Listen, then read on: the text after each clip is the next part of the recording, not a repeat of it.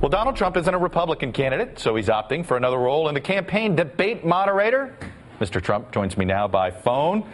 Sir, I'm sorry we didn't get to interact this morning, but let me let you respond to those poll numbers, which I think that you wanted to respond to, that says your endorsement in the Republican primary, more Republicans in Iowa and New Hampshire both say they would make them less likely to support that candidate. Your response. All right, let me just first start by saying that I was watching the show for about 2 minutes, and you said Donald Trump wanted to respond to a poll. Well, I didn't even know what poll you're talking about, number one, Chuck. Number two, I didn't call you. You called me about 40 times trying to get me on the show. Yeah. I didn't call you, so your statement is false. I mean, you said, quote, I quote, Donald Trump wanted to respond to a poll.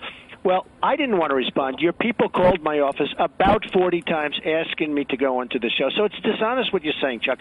I wish you would just sort of say it like it is and just, I think you'd really do better, honestly. I actually think you'd get better ratings, if you did that. But so I did not, is it a correct statement that I did not call you, you called me? We called you. Okay, you good, clearly but you didn't say that, though, your Chuck. folks wanted to respond to the poll, is what I understood. I'll respond to it. I'll respond to it. But at the beginning of the program, you didn't say that. You said Donald Trump wanted to respond. I didn't want to respond. I'm doing NBC a favor by going on to your show, number one. Number two, it depends on how the question's asked, because I know about polls. I know a lot about polls. I studied polls at the Wharton School of Finance. And you can ask a question. You mean to tell me somebody's going to be worse off if I endorse them? I don't think so, because I have a huge following of people that are tired of seeing our country ripped off by China and OPEC and virtually every other nation. And I don't really think that you believe that somebody's worse off if I give them, because I have a big following of people, because they're just tired of seeing what's going on with this country.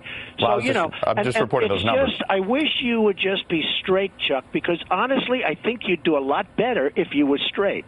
Well, I'm not interested in debating you. I want to ask you about your debate. Well, that's fine, but you got to tell the truth, Chuck. Let me ask you about your Chuck, debate. You have to tell the truth.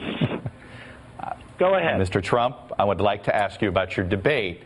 You have one confirmed attendee right now, and that is former Speaker Newt Gingrich. Well, we just announced it a day and a half ago. Right, I understand it hasn't been out there for 2 months. We announced it a day and a half ago. People are busy. But I think most of the important candidates will come. Huntsman has 1% of the vote. I don't think he's coming. And by the way, Mr. Huntsman called my office a number of times trying to set up a meeting. I didn't have a meeting with him. And then he went on a debate, and he said, I didn't meet with Mr. Trump like everybody else in the room. So, I'm sure he'll tell the truth about that because he's a Mormon. But let me ask you about the fact that you've got Karl Rove. This is what he said this morning before your appearance this morning on Fox. He said, "No, after my appearance." He was on. It was my understanding he was on before. Just my get apologies. the facts straight. He was on after my appearance, not before my appearance. Here's what he said. It doesn't help the country. I mean, if you're going to be a candidate, be a candidate. Don't make it contingent upon whether or not your show is renewed or not. If your show is not renewed, you're going to run for president. How trivial is that? How does it trivialize the most important decision that we Americans have, which is who we're going to elect as our president? And he also said he would let me respond to that. First of all, my show would be renewed anytime I wanted. NBC is dying to renew me again. I don't need to be doing this to get my show. I have one of the highest ratings. It's the #1 show in the 10 o'clock hour. And NBC is dying to renew me, so I don't need this. So he made that up, as he made many things up. Look, Karl Rove gave us George Bush. And George Bush crashed and burned. And because of that, we have Obama. And Karl Rove, the problem that that the Republicans, they have to get rid of the Karl Roves, and they need fresh blood, because Karl Rove is going to lead them into doom. Believe me. Well, he would like the RNC to step in, the RNC chairman to step in to stop this debate. Are you going to call the RNC and ask them to sanction it? Right. And the RNC was very positive. Rance Priebus was very nice. In fact, they had a big fundraiser at my golf club this year in Washington. Yeah. A big, big fundraiser. One of the most successful, I think the most successful they've ever had. And you said that he made negative statements about the debate. He didn't say that at all. He said I did very not say nicely. that. If we're going to have a factual contest here, I said he distanced himself He appeared I to don't think he distance distanced himself from the idea. He said that's up to the candidates whether or not they go in the debate. That has nothing to do with us, but he didn't make any negative statement. He just said it's up to the candidates. And right, any and I debate didn't is say up it was to the negative. I candidates. said distance. Let me ask you this. You say you want to bring up some issues. I agree with you about issues like OPEC, some of these international things, but I think there are some campaigns, and I've talked to them about this, that are concerned you're going to use this to push, for instance, your obsession about the president's birth certificate. Are you going to do that at this debate? I'm not. No. You're going to keep it out of the debate. The most important issue is jobs.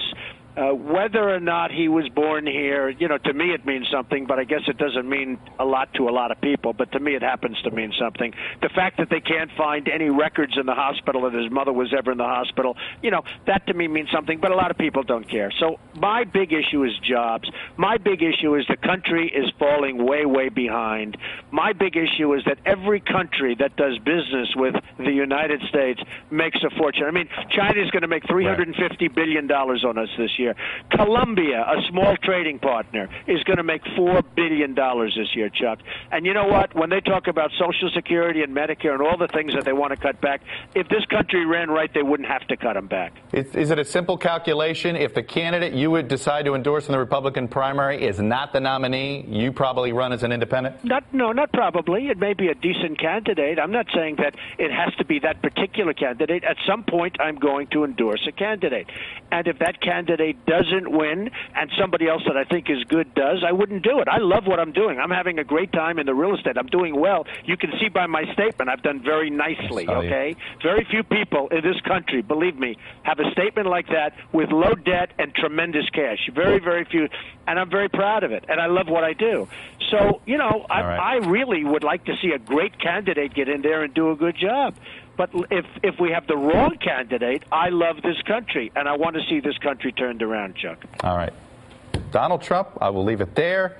We called you to come on to respond. Thank you. That is a fact, and it was my understanding you did want to respond to our poll numbers, which you didn't get a chance to. But that's okay. Look, at least you called me, and I appreciate you saying that.